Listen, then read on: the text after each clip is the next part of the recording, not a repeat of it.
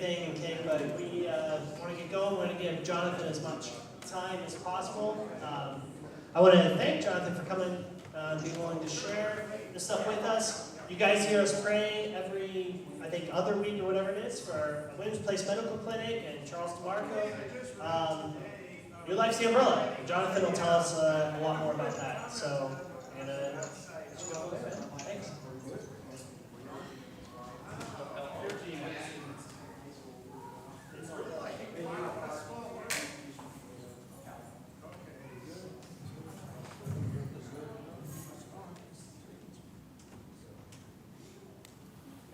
All right, okay, good. Good morning, everybody. My name is Jonathan Reyes. I'm a husband, I'm a dad. Those are my first two primary callings. Been married to my wife for coming on 9 years, and next week, April 2nd. She would kill me if I would forget. We have two beautiful baby boys, Malachi and Solomon, a rambunctious 3-year-old, who's gonna be 4 in September, and an 18-month-old Solomon. And at New Life Solutions, my role is I'm the Director of Church Partnerships and Outreach, which means I do a little bit of everything. But my bread and butter is to connect with pastors like Samuel within the area, just for encouragement, checking in, strengthening our relationships, keeping them up to date with what's happening in the ministry.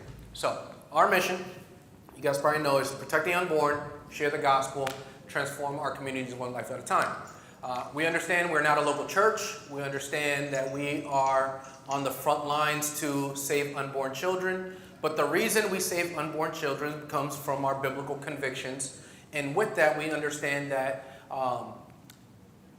crisis serves to be, C.S. Lewis called like crisis and trials to be like God's megaphone. So it tends, in those moments in our pregnancy centers, in our clinics, people are very susceptible to hear the gospel. So we have a unique situation when they come in because they have an unplanned pregnancy, because they feel like their world is being unraveled and they don't know what to do, that they get to hear the message of the sovereign Lord, the God who came to save and to redeem, and that he does want them to repent and turn and to have new life and to save that baby. That, Ezekiel 18 talks a lot about that the children should not pay for the sins of the fathers and vice versa. So that child should not have to pay for the sins of their mistakes. So we want to protect unborn lives. We want to share the gospel and transform our communities one life at a time. And the way that we do that is we have 3 arms. So when I say I oversee outreach, I oversee the 2 bookends, More to Life and Passages of Hope. And in the middle, we have our Women's Place Medical Clinic. Now, More to Life, that is our youth development program. That means we go into schools. Let me go back. We go into schools. We've been around since 1999, whether it's a private school, whether it's a public school, whether it's a charter school. And in the summertime, when schools are not around, we're at YMCAs and Boys and Girls Clubs. And all we aim to do is to teach young people that their choices affect their future. That this is the reason why we call this our prevention arm, is because our aim is that if we equip them with the tools to make healthy and good choices, with that comes sexual risk avoidance or abstinence, they don't end up in our pregnancy centers. So we want to get it on the front end. There's that. Just this year alone, we've seen over 5,000 students in the first quarter. With that, since 1999, we have served over 200,000 students. We have impacted over 260 students. So the way we do that is we have different presentations. Some of those presentations go from elementary aged all the way up to high school, and been working for the past year and a half on trying to get into certain colleges like SPC and USF and the University of Tampa. So when we're covering with elementary students, we'll talk about things that pertain to their age demographic, the things that they're going to be dealing with. So we'll talk about bullying and conflict resolution. One of the things that we have observed is parenting has morphed and shifted since I was a child. And with that comes the children in schools are not equipped to deal with conflict. I remember when I was a child, I would be 8 or 9 years old, and my mom would let me go down the street to the park to go play. And whenever you have unsupervised children playing, conflict inevitably arises. But because my parents weren't there, I didn't have anybody to run to. So what did I have to learn at a very young age? How do you resolve conflict so that we can keep on playing? But a lot of these students don't have those tools, so we have to come in and give them tools of how to engage in conflict resolution, how to prevent bullying, how can you not be an innocent bystander and stick up for the vulnerable. Then in middle and high school, where we'll talk about building healthy relationships. What do healthy relationships even look like? What is the foundation of honesty, camaraderie?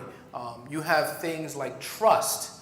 And when we build those foundations, it's a lot easier to talk about romantic relationships. We also talk about peer pressure and refusal skills. One of the things that's different about this generation than past generation, Gen Alpha, late Gen Alpha, so we're talking about high school juniors and high school seniors and younger Gen Z are actually are engaging in substance abuse. They're not drinking or smoking or vaping as previous generations. And this is a very health conscious generation. While at the same time, they're a highly promiscuous generation. So I know my generation and previous generations, we drank a lot. There was a lot of gateway drugs, and we still want to teach them these skills, but at the same time, we need to understand the times. We also talk about drugs and alcohol. We talk about sexual risk avoidance. We also talk about bullying, conflict resolution. Our bread and butter for high schools and churches and rec centers, we talk a lot about social media safety. We're actually going to rebrand it and just call it digital safety. The reason is because when you think of social media, that's targeting millennials and Gen Z. But digital safety, we also have to talk about gaming. We have to talk about Discord and Twitch. We have to talk about Minecraft and the different games that young people play online. There's this book that we read last year, and if you have young children, highly recommend that you read it. It's called The Anxious Generation. And The Anxious Generation was written by a secular sociologist by the name of Jonathan Haidt.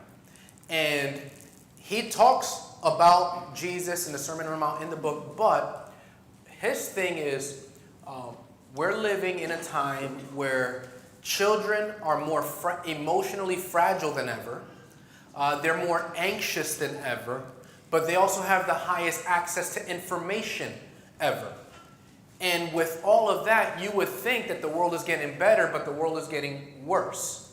And there is this idea that, sometimes correlation doesn't always mean causation, but ever since 2015, when these things became way more accessible, and when parents started to giving them over to a teenager who has not had their frontal lobe cortex fully developed yet, it was like giving them the keys to a Rolls Royce without the proper training. And because of that, mixed with Facebook and Instagram didn't have any guidelines to let teenagers on, what we ended up seeing was with young girls, depression and anxiety skyrocketed because of comparison. The comparison trap that they would see on their social media feed. With men, with young boys uniquely, they began to isolate. Why? Because also within 2015, you had the world telling them that if you were white and you were heterosexual and you were a man, that you were toxic. So now you have these young boys saying, well, I don't want to go to school. Then, not only that, so what are they doing? They're escaping to these games. And in these games, because the internet is unrestricted, they're going in, and then it ends up happening is that they're engaging in grooming, and they don't even know they're being groomed via video games. So we want to teach young children, mainly high school students, the things to look for. We also do oh, what happened? Did I get knocked out of my Wi-Fi? All right, go.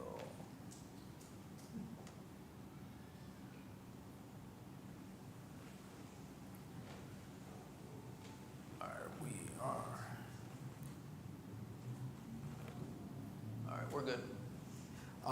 So what is happening is a lot of these students they go online, and we want to teach them just little things. Particularly, what ended up happening is in this game Roblox. I don't know if you've been following it.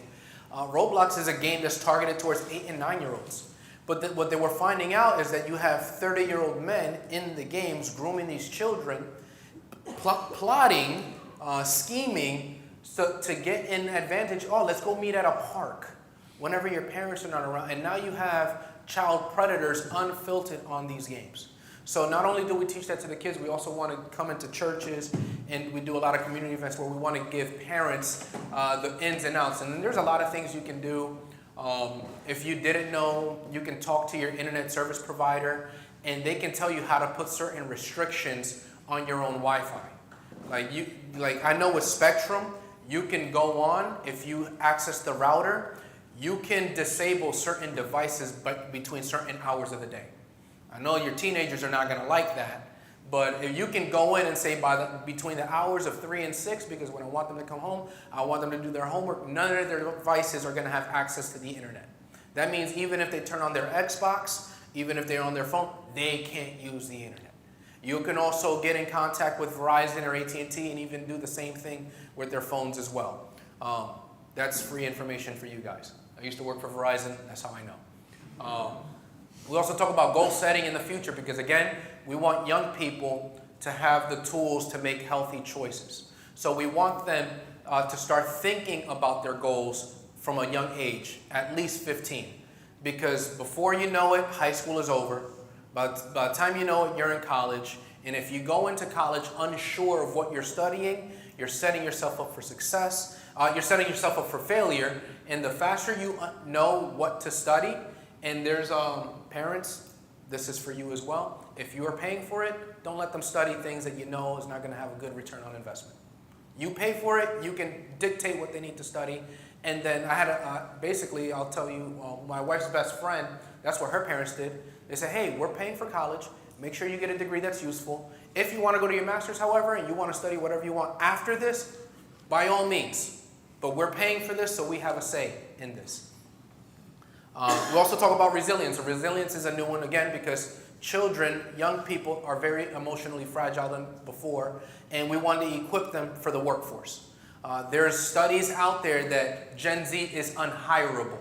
And the reason why Gen Z is becoming unhirable is because they have not been equipped with the social skills on how to, one, build their resume, or even how to interview. There's been stories out there where students where you're talking about 22-year-old adults are bringing their parents to a job interview because they don't know what questions to ask or what to expect. This is where it has gone. So if we have a generation where they call this helicopter parenting, where their parents literally rescued them out of every situation, you're actually handcuffing an entire generation of how to think critically and make decisions. And then once they get into the workforce, a challenging conversation becomes triggering, and then they quit and leave. Which, on my end, as a director, as someone who engages in interviews, you're like, if I see that your birthday starts with 2005, I don't even want to have a conversation with you. It's that bad. So, additionally, we talk in public schools and faith-based options. We also have a podcast. Our podcast is for parents. So it's on YouTube, it's on Apple, it's on Spotify. We talk about the things that teenagers are going through. Our presentations are for students, the podcast is for parents. So we're going to talk about, in the next episode, I'm recording it tomorrow, is going to talk about, there's a new study that just went out that for the first time ever, young Gen Z and Gen Alpha is not as smart as their predecessors. IQ is going down. So again, every generation has gotten smarter, has advanced, has had higher IQ. For the first time in history, they're not as smart. So we have a whole educational system that is teaching students what to think, not how to think. Combine that with removal of textbooks and notebooks and with the introduction of technology. Now students don't know how to research. They don't know how to read. Now you add that with the rise of AI. So now we have a whole generation that's very dependent. I saw a skit yesterday, and it was satire, but it was funny. It says a young person saying, I don't know how to tell time, but ChatGPT can tell me. And ChatGPT took a picture of the clock, and even ChatGPT got the time wrong. So, and they were like, oh, it's 6:45. I was like, no, it's actually 9:30. So this is the generation we're talking about. So our podcast, we're going to be talking about what you can do as parents to kind of engage that. I know within Reformed circles, there's a huge debate whether homeschooling, private school, very little send their kids to public school. But even with that, start looking into classical education. Start looking into, I have young boys, I'm already looking into, we're not putting them in public school. We know for sure because boys already have a ton of testosterone, and then they're just going to be penalized because they don't know how to sit down and pay attention for a long period of time, and they need kinetic energy. So we're starting to look into what's going to benefit my sons so that they're not penalized for things that comes easy and natural for girls to sit down and color and pay attention for long periods of time. Young boys, after a half hour, they got to get up, they start moving. That was me. I used to get in trouble, and I didn't know why. I said, I can't understand why I just want to get up. My wife still gets mad at me. She's like, why are you standing up? I don't know. It's just how I am. So we talk about that so that you can understand your misunderstood team. So now we have our Women's Place medical clinics. This is the front line. This is our bread and butter. Everything we do kind of revolves around the clinic. We have one of our nurses here. So with this, you know that our aim is to save unborn children, and the pregnancy clinics exist to basically be a better alternative than Planned Parenthood, right? You want people to come into our locations to kind of get an ultrasound to confirm the pregnancy. But here's the thing. In 2022, Roe v. Wade was overturned. And all that meant was it went back to the states. That means it's like the Civil War, states' rights. Now, what ends up happening is that you have states like Georgia, states like Texas, states like Florida, where immediately we triggered what used to be 22 weeks. Florida went to 15 weeks. Then May of 2024 triggered a 6-week. Then you guys remember we went through the whole Fight Amendment 4 thing, and we defeated Amendment 4. Now, the only reason we defeated Amendment 4 is because we have a supermajority in Florida which required 60%. Like, it was like 56, 57%. The majority of Floridians are pro-choice, which is sad. And the reason why it's pro-choice when we talk about it afterwards is because generational differences when we talk about human dignity and human value. So, last year alone, there were 1.1 million abortions. And nearly half of them, just about half, happened within the first 6 months of 2025. Now, in Florida alone, now here's the thing, we had 44,000 abortions. 72% of them were purely, I just don't want the baby. The other 23 had to do with, I have children, and this is sometimes what happens in the clinics. You have men and women who are married, they have children, and then they come in saying, I can't have this child, we can't afford it. We have a Honda CR-V with 2 car seats. I can't have a third baby because we can't afford a bigger car. This is their reality. And many times is the very response is, okay, so you're telling me if we upgrade you from a CR-V into a Pilot, you would keep the baby? Yes. It's like simply sometimes that's the response. They're thinking, my situation, I live in a 2-bedroom house. We can't have a third baby. So you start thinking the rise in real estate costs. Like, okay, why can't you just move into a third? That's an extra $300 of rent. There's a lot of these things, that the economic pressures that are influencing. But still, you can work it out. If there's anything I know about children, They root out your selfishness from within and help you make wise decisions or make you do hard things.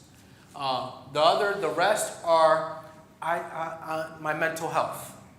I have a thyroid issue, or I have cancer, or I have something. But they're very small. We're talking about 2.2 has to do with emotional, psychological health.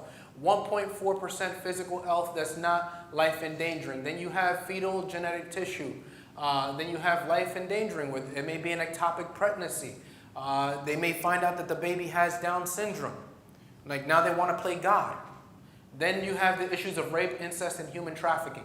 And the sad part is that from here to here, these are the talking points from the left. They'll take that less than 3% out of all of abortions and use it as the main talking point for why we should have abortions on demand. Now, what these numbers do not represent is what we're going to talk about is the abortion pill. Like every evil in the world, it just shifts. It just morphs. So what ended up happening is because a lot of states are triggering what they call heartbeat bills, we're not ignorant of the schemes of the evil one. Scripture talks, Romans 1 talks about that our natural state, our total depraved state, before we come to Christ, is that we are inventors of evil. Where there is a will, there is a way. When I was a kid, whenever I found out I couldn't do something or I was going to get punished, I didn't know Jesus, I was unregenerate. Where there was a will, there was a way. And now they've come up with chemical abortion.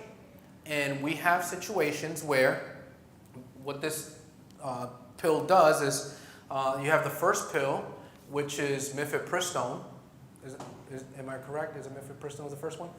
Mifepristone, which cuts off the progesterone from basically the nutrition, cuts off the nutrition from the baby and just starves the baby.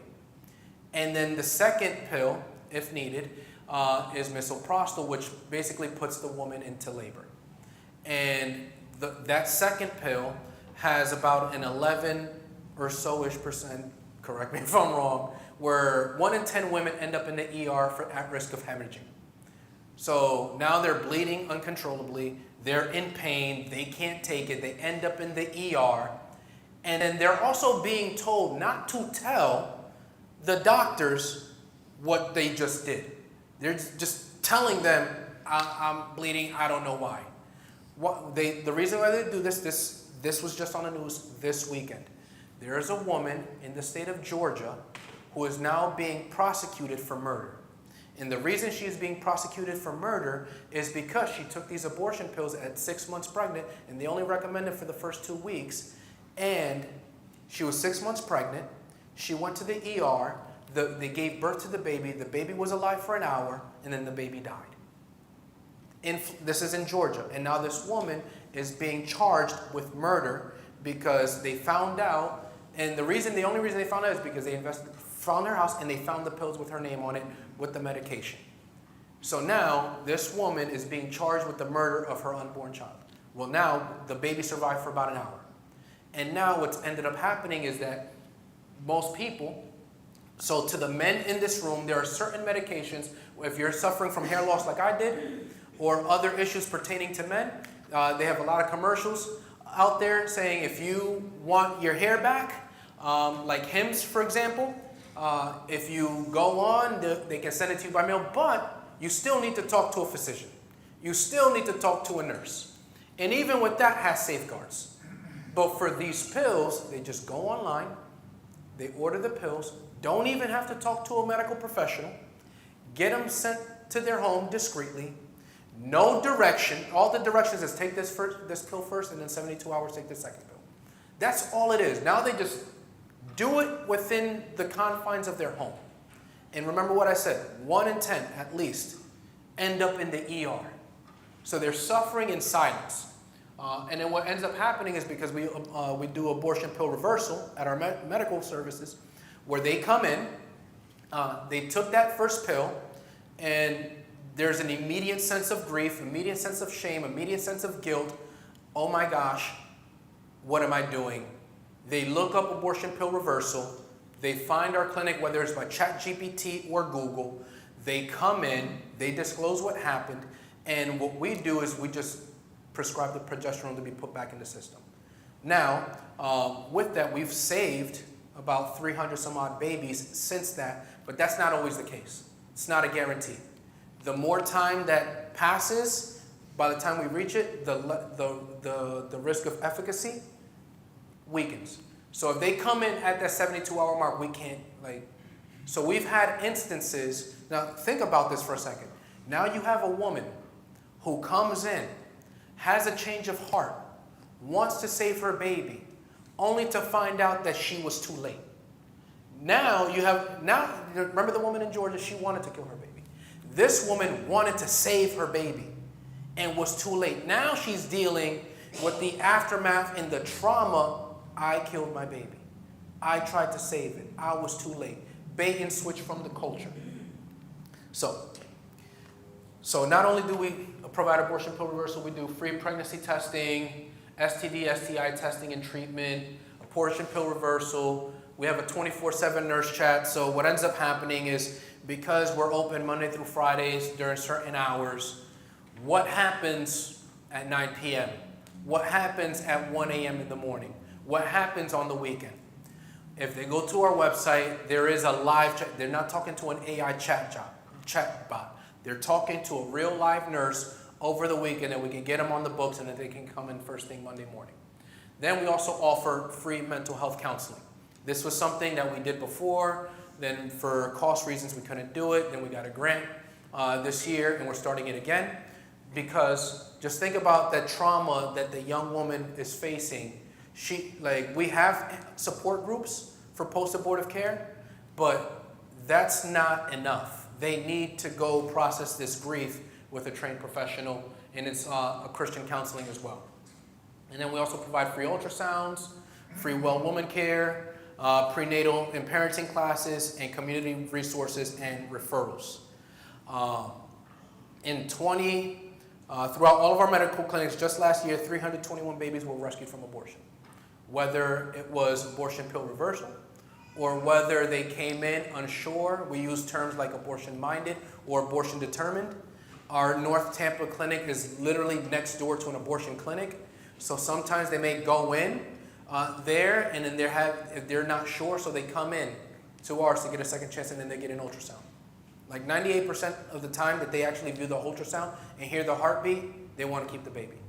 Like, it just moves the needle, because now it moves from being a clump of cells to actually being a living human being inside you. So here's a story from one of our patients. I had such a beautiful experience. This was definitely a foundation for my journey. Just to have women that understand and are willing to help. I immediately felt very accepted and able to talk openly, which can sometimes be hard for me. It's nice to have someone understanding and not be biased to talk through things. Many times, what ends up happening is because the church often gets a bad rap in our culture because of bad Christians. Not because of Jesus, because we know Jesus is good. Jesus can't do no wrong, but sometimes in our flesh, we respond or react in the wrong way. And many times we have this perceived perception in the world that we are very judgmental. And when these women come in, sometimes without the father of the baby or sometimes with, and they know that we're Christian, they're expecting us to beat them over the head with the Bible. They're expecting judgment, but they're met with love, they're met with grace, they're met with compassion. We're here to tell them right out front that their past does not determine their future. We're not here to tell them, well, you shouldn't have gotten in bed with that man. Like, all the things they already know. Just think of Jesus, and I know this was not in the earliest manuscripts, but Jesus caught in the act, with the woman caught in the act of adultery. Church history would probably tell that it's a real story, but not in the earliest biblical manuscripts, but neither here nor there. We know the story, John 8, where they should have brought the guy too who was in the act of adultery. Should have been the both of them, but they brought the woman, and she's full of shame. Like, you guys, Jesus, they say, hey, Jesus, this woman was caught in the act of adultery. The law of Moses says this. What do? They're trying to catch Jesus in a trap. All right? He without sin cast the first stone. Everybody knows we're all sinful. Therefore, we can't cast the first stone.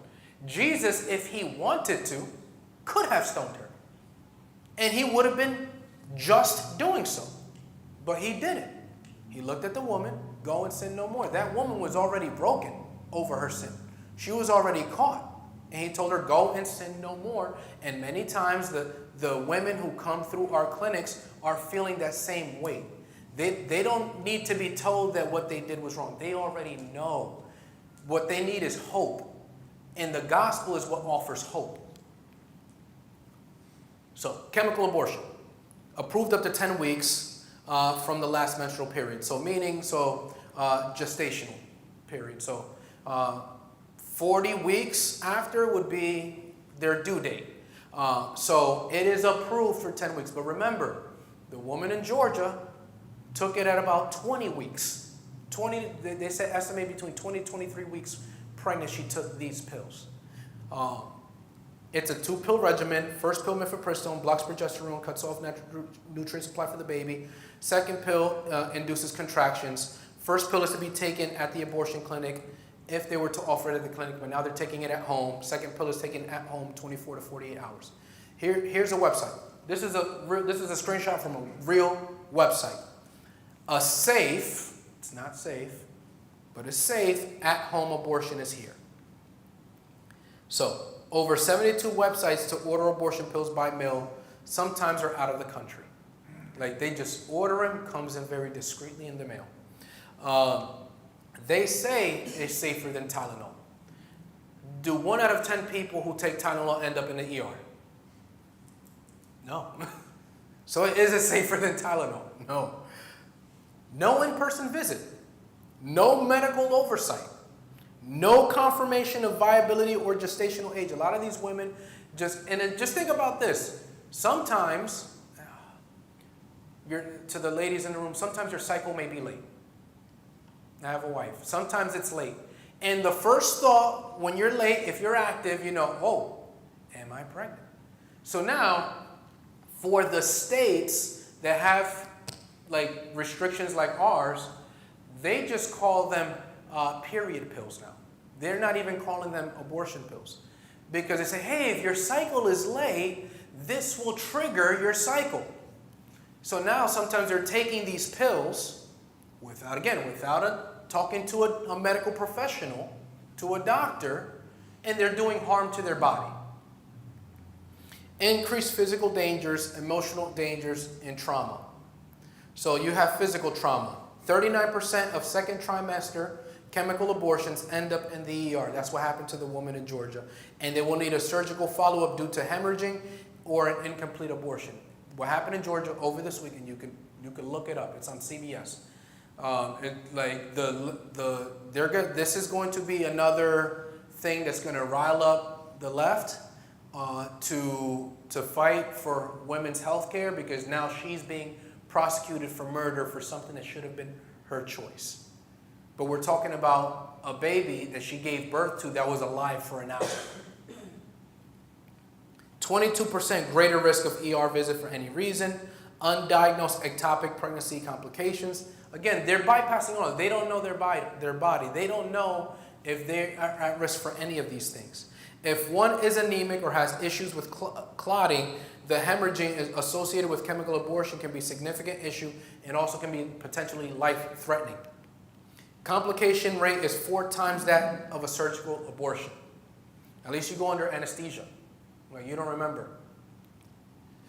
As many as 1 in 5 women will experience a complication. Now here's the emotional aspect. Just think about a woman who's married to an abusive partner or is a victim of sex trafficking. There are cases where we've seen where men are now, because again, the issue, abortion always starts with men. This is the culture telling men not to step up. Basically letting men get scot-free for sleeping around. So you have men who are now crushing these pills, putting them in water or juice, stirring it and giving it to their partner, so that their partner now takes it unknowingly to cause an abortion. You also have abusive partners who they just don't want a third baby. And this is what they end up doing. There's increased levels of grief and sadness. Again, remember just the woman who tried to save her baby and now has to deal with this. There's increased levels of anger and rage. Sometimes it's towards the culture. Sometimes it's toward the significant other. Sometimes it's towards themselves. You have PTSD for the individual who is alone in their bathroom walking through their abortion experience. Now they don't want to be associated with their bathroom anymore because that place is associated with pain. There's heightened levels of depression and anxiety. So we have Florida had a 6-week ban. The bill prohibits abortion after 6 weeks of gestation. Now, what ends up happening is it's supposed to be last menstrual cycle. You have some places, clinics, that they want to tweak it, so rather than using gestation, they'll just use, when was your period supposed to come? Or when did you last have, fill in the blank, sex?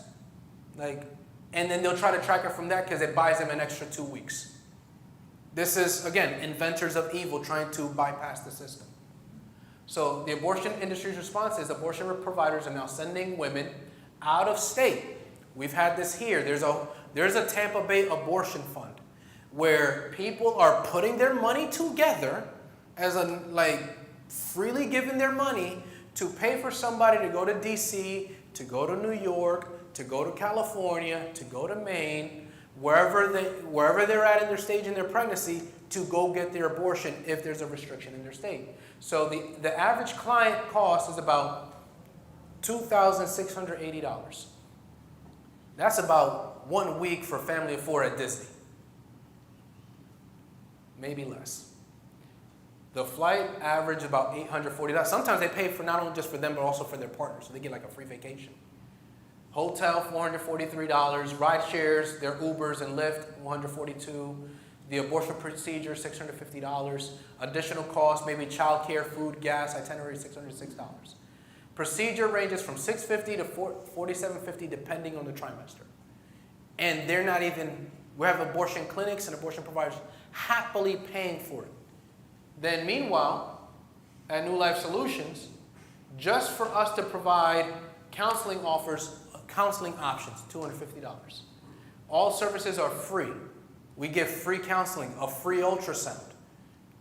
They don't have to worry about confirming their pregnancy.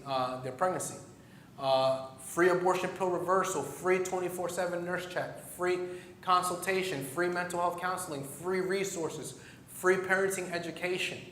We even sometimes they'll say, well, I don't know where I'm going to get supplies. Don't worry about that. We will get you that crib that you need. We will get you the car seat you need. You need clothes? We got you with clothes. You need diapers and wipes? We'll get you with diapers. Well, you need a baby shower? One of our partner churches will happily provide for you a baby shower. Do you need community? One of our churches will gladly receive you. So then we have Passages of Hope. So Passages of Hope is our post-abortive restoration ministry. Last year, we had 48 men and women. We had, and I'll probably say about 44 women and 4 men found hope and healing through Passages of Hope. Now, the thing about abortion is that it's not just a woman's issue.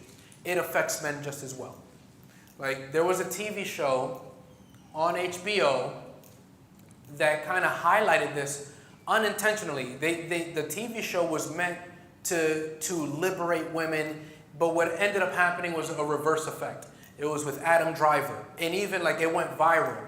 And in the TV show, and by the way, I don't recommend that you watch it because it's full of promiscuity and debauchery and all of that. But the scene was Adam Driver. He's the Sith Lord in what's his name? Ben Solo in the Star Wars prequel. So he comes in, he's ready to see his girlfriend, and he's like, let's go out this weekend. And she's like, no, I can't go out this weekend. And he was like, but why? She was like, well, I just had an abortion. And she says it so nonchalantly. So his response is, oh, well, was it mine? And she was like, yeah, it was yours. And then he goes into a rage. Like, throws things off of the table. He's like, don't you think you should have told me this? She's like, well, it's my body, my choice. What are you talking about? And he's like, but that was my baby. Like, this is, like, we've cut men, like, men are included in the process. And even not only with abortion, what we've almost as a culture said, men stay out of the entire pregnancy. But the moment you're about to have this baby, we now need you. Because because we need you to sign these papers that it's yours. And by the way, if you try to dip on the baby, you're responsible. But we don't want you part of the entire process. Men are uniquely impacted by abortion just as much as women. Men want the baby just as much as women. And many times, what ends up happening, and I know they do this in the clinic, we'll ask them, well, where's the father of the baby? Well, I don't know if he wants. How do you know? Have you talked to him? No. And what ends up happening is when we get them both in a room, he's like, well, I want to keep it, but I've been told I can't say anything about it. So if she wants to, like, abort the baby, that's her choice. And then she turns around and saying, well, if I know you want to keep the baby, I will keep the baby. And it's like, oh, so you're telling me that if he was on board, so all the woman wants to know is that she's not going to be alone, that she's not going to be a single mom, that she's going to have someone to go with her through the process. And it happens a lot in the clinics where we just simply get in the room, talk to them, and then share the gospel with the both of them. It's simply what it is. And if that didn't happen, a baby's going to die based off assumption. She's assuming he doesn't want it. He's assuming that that's what she wants to do. And it's all because no one ever talked. So, post-abortion statistics. 1 in 4 women will have an abortion by the age of 45. This is across the board. So there's been cases, like, I'm not a Pentecostal, I'm not a charismatic, so, but I go into any church and I'll just say, statistically, there's women in this room who've gone through an abortion. Why? Because the stats show 1 in 4, 25%. So if you're under the age of 45, you've probably had an abortion in your life. 2 in 5 individuals have been affected by abortion. So this is not just the father of the baby, but this may be a parent. So here's the thing. Remember the woman I told you in the state of Georgia? What also came out in the story is that she had a sister. And she knew that the sister knew she was pregnant and did not want the baby. And the sister says, don't worry, give me the baby. I will take care of the baby. Don't worry, like, I will treat the baby as my own. And she still went with the abortion. Like, so now so it's not looking good for her because there's this whole argument now, like, are we going to punish women for making, like, I think this one is, like, all intents and purposes, has said she doesn't want the baby, has had different options laid before her that's also, like, been documented, that there were other ways, and she still went with it. So it doesn't just, so now her sister is affected by the abortion because her sister wanted to keep the baby. So it's not just a spouse, it might be a parent. So there's instances where you may have known afterwards, my daughter had an abortion. You're telling me I was going to be a grandfather or grandmother? Now you're dealing with it. So it's not. So if there's anything we know about sin in general, sin is never personal. Sin has external consequences. Sin always impacts those closest to us. So then the relation to mental health. We have 80, for the men and women who've gone through an abortion, have mental health problems such as increased anxiety, depression, and substance abuse. There's a friend of mine, his name is Sean Cochran. He's a former lawyer. Now he runs an organization called Men for Life. And when he was in college, he got his girlfriend pregnant, and his girlfriend told him, I'm going to get an abortion. And this is what happened. She went to the school counselor at the college. The counselor vouched for her, and basically she was able to put all of her studies on pause to deal with her grief, to deal with her shame. And she said, you should go to the counselor, because he's dealing with it too. And then he was told, when he went to the counselor, what are you doing here? This doesn't affect you. He was like, yes, it does. I'm grieving. I'm reeling from this. No, it's her choice. The woman was given basically a semester off. He had to deal with it. He ended up dropping out of school, becoming addicted to different types of drugs, like going down a bad path. And it wasn't until he encountered Christ 7 years later that he basically got healed. And then he started to practice law. But then what he ended up doing is he's like, no, like the world is telling us men that that this is a woman's issue. No, men need to speak up as well too. Men need to protect their children. Men need to protect their women. We will have less abortions if men step up, because it also affected him. Had he had post-abortive counseling during that time, he probably would have never went down that rabbit hole of substance abuse. Or maybe if she would have just looped him in the process and they would have had the baby. There's also significant higher rates of mental health disorders compared to women who give birth or never became pregnant. So you'll hear stories from women who have had an abortion in their past, and then they find out they're pregnant, and they know they should feel celebration and joy, but because this thing is lingering on the back of their mind, they don't know how to deal with. So now they're dealing with their past abortion again because now they're having this other baby. Our patients suffer from PTSD, anxiety, depression, substance abuse, addictions, and chemical abortion trauma. So how do we get help? So in our groups, these are support groups. So they're like small Bible studies, 4 to 5 individuals, led by a qualified individual, where we talk about abortion laws, sexual trauma, or patterns of behavior. Sometimes they'll go into abortion laws. Sometimes what ends up happening is in their intake form at the clinic, they may disclose an abortion.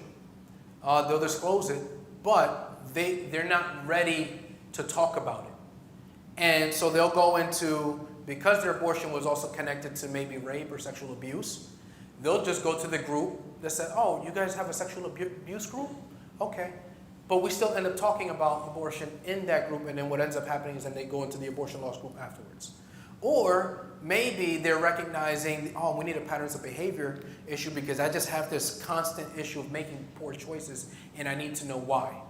And in that, it comes revealed afterwards. So these 2 other groups, we both offer it to both men and women. We used to offer more, but these 3 are uniquely related to all 3. Men suffer in silence through their abortion. Men have also been victims of abortion, of sexual abuse.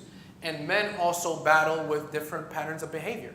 Sometimes that pattern of behavior is probably directed to the ADHD and a lot of impulsive decisions.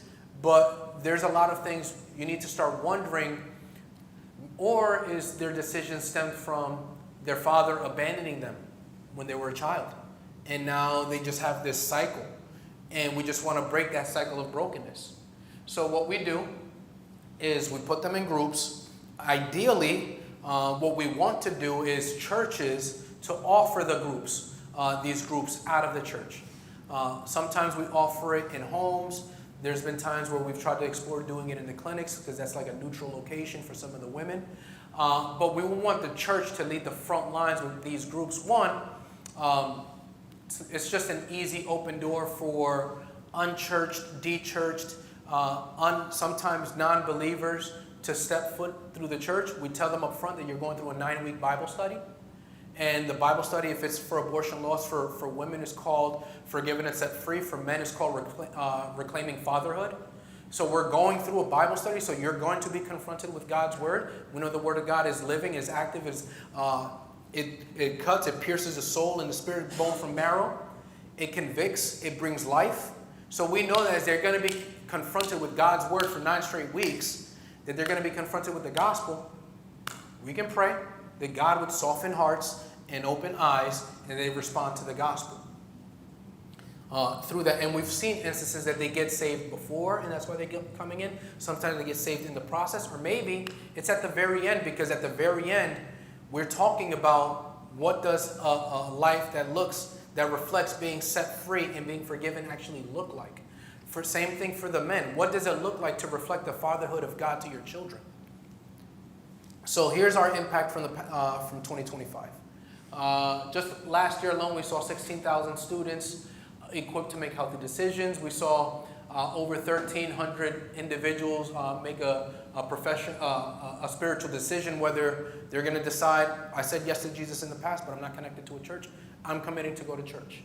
We've seen 315 babies saved from abortion through a mother's change of heart, 365 professions of faith, 836 ultrasounds, 56 experienced healing through post-abortive and grief support programs, 501 abortion-minded or abortion-vulnerable patients served, 38 abortion pill reversal patients served, 243 licensed mental health counseling sessions. And then also, by the way, the licensed mental health counseling is not just offered to our patients, it's also offered to our staff as well. So just think about that you have to be the judge, jury, and almost the executioner. Sometimes you have to go in and be the pallbearer to some of these women and let them know bad news. And you think sometimes that takes a toll on our staff as well, where it's like, okay, we understand. You know what you signed up for. So there's a particular fortitude that's needed working in this sphere, in this arena. But we don't want to burn them out either. We want to give our own staff the health, the care as well. And in 1,285 unique patients, whether it's text messages, 21,732 messages through our 24/7 nurse chat. So our vision and strategy, education and communication, technology, expansion of services. We have a podcast. We're trying to expand. One of the things that we want to do is we want to multiply the amount of clinics that we have. So how do you get involved? One, prayer partner. John Piper says that God can do way more. That God is probably doing 10 million different things, and we may only be aware about 3 of them. That God can do way more through our prayers. Our God is sovereign. We know that He orchestrates the events, but we also know that through our prayers that He is using in His providence us in the clinics to do His work here on earth. So one, pray. We have a monthly prayer gathering that's open to all staff and supporters once a month. You can click that QR code if you want to be a prayer partner. I can email these slides to Pastor Sam, and he can send this to you afterwards as well. Another thing you can do, event participation. We have our Walk for Life. We have our benefit dinners. We have these events that are catered towards Celebrate Life. These are our 2 biggest fundraisers because we are a nonprofit. Everything we do is solely based off the generous partnerships and donations of men and women like you guys in churches like this. Then there's different sponsorships. So maybe you're an entrepreneur, maybe you are a CEO, maybe you are the operations director and you have high-level leadership sway at your job. We have corporate sponsors where your company can sponsor the Walk for Life at $8,000. You get your shirt, you get your logo on a t-shirt.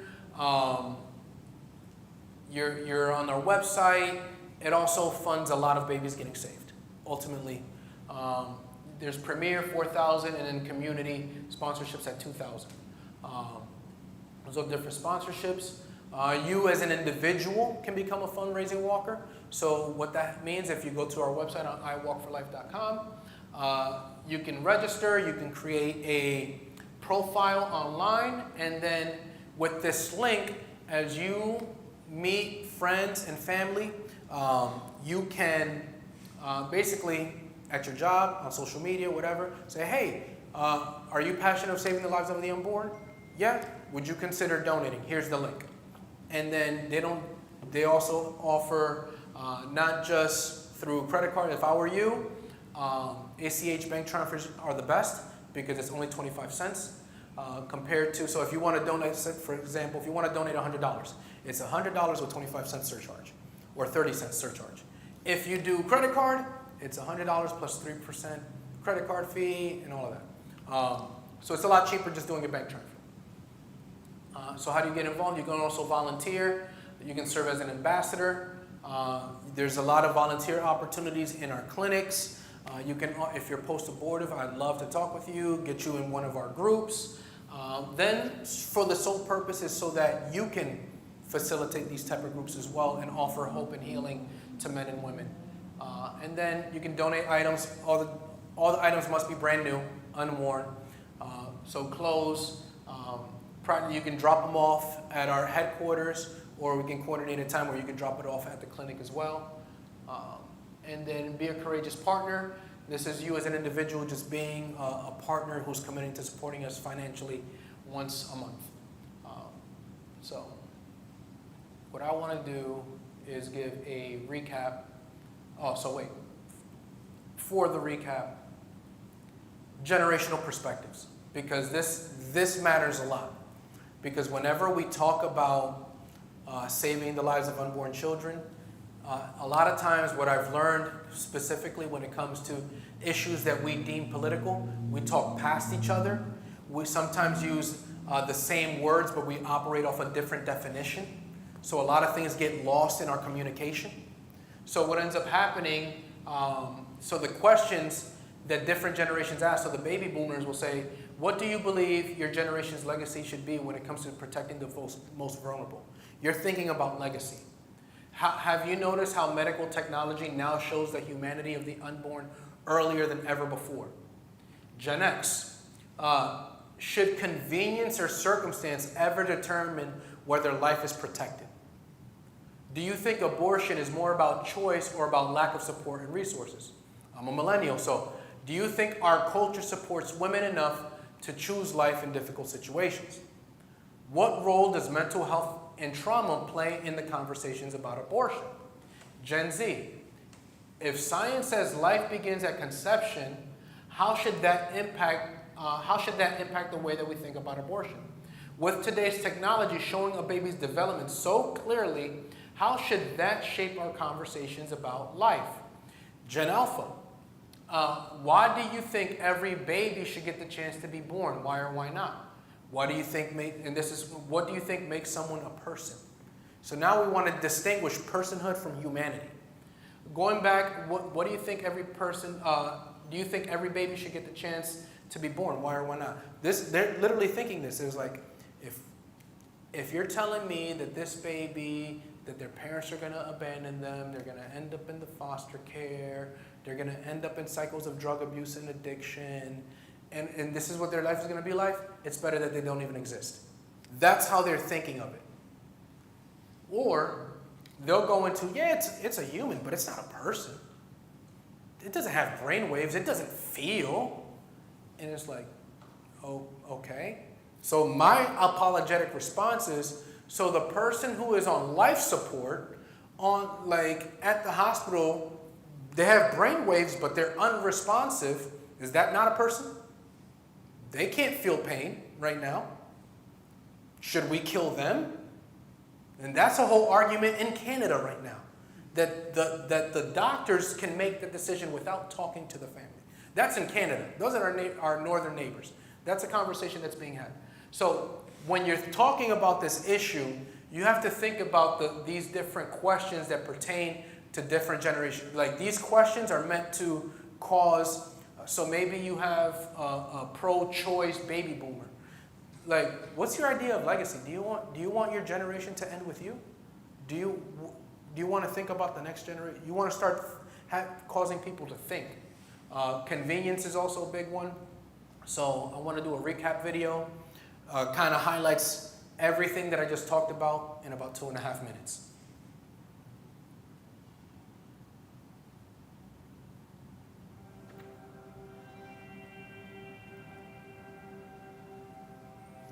Should I ask if it has speakers? It's been about a year since I had an abortion, but the accidental pregnancy didn't change my behavior. Can you hear back there? Jason from More Life came in and gave a presentation to my school. It changed everything knowing that God had more in store for me than the lifestyle I was living. And it was just a mess. And I was driving one day on Kennedy and I seen the women's center sign, and it said Free Pregnancy Test. I was like, I'm gonna just go up there. Towards the end of our classes, we started actually watching sermons and services, and like kind of helped me through like getting more relationship with God.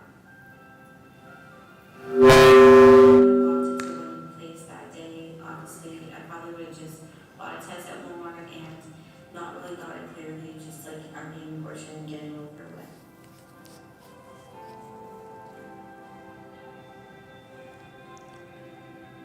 Hunger and homelessness is real, and that's something that I did not want my children to experience. Since being at Shepherd's Village, for me it felt like I can live again. Just being able to show people that, yeah, I'm a single mom, and there's only one income coming in this household, but I've got this. After 43 years of living a lie, it was time. When I was 16 years old, I made a decision that affected the rest of my life. The only person who knew about my abortion was my sweet Tom, my husband. I'm a preacher's wife. I can't possibly admit to that. When passages of hope came into my life, I had become numb and lost my ability to smile. And praise the Lord, passages of hope gave it back. We're pro-life because New Life Solutions is for our lives.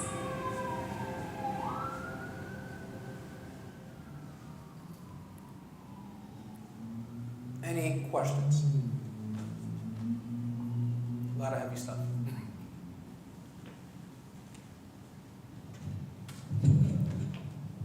I know thanks for Yes. sticking out longer, and John, thanks for coming in and presenting. Seriously, if you have to go away, I understand, but if you have questions for Jonathan, I really appreciate, obviously, New Life, they're doing it from start to finish, like getting the kids when they're young, starting, helping people in the middle of the crisis, and then also helping them after the crisis. It's a very holistic approach, and I'm glad Chris King is supporting them and doing that. But yeah, any questions for Jonathan? It was a pretty thorough presentation. But. Hope to see you all May 2nd. And Second Walk for Life. Jonathan also has, I'll self-plug here for him, he has his own YouTube channel, actually, that's separate from all of this. But Jonathan was an ordained Reformed Baptist pastor for a while. He does cultural apologetic stuff on his YouTube channel. Highly recommend it. Yeah, thank you all for coming. Let me pray. And we go.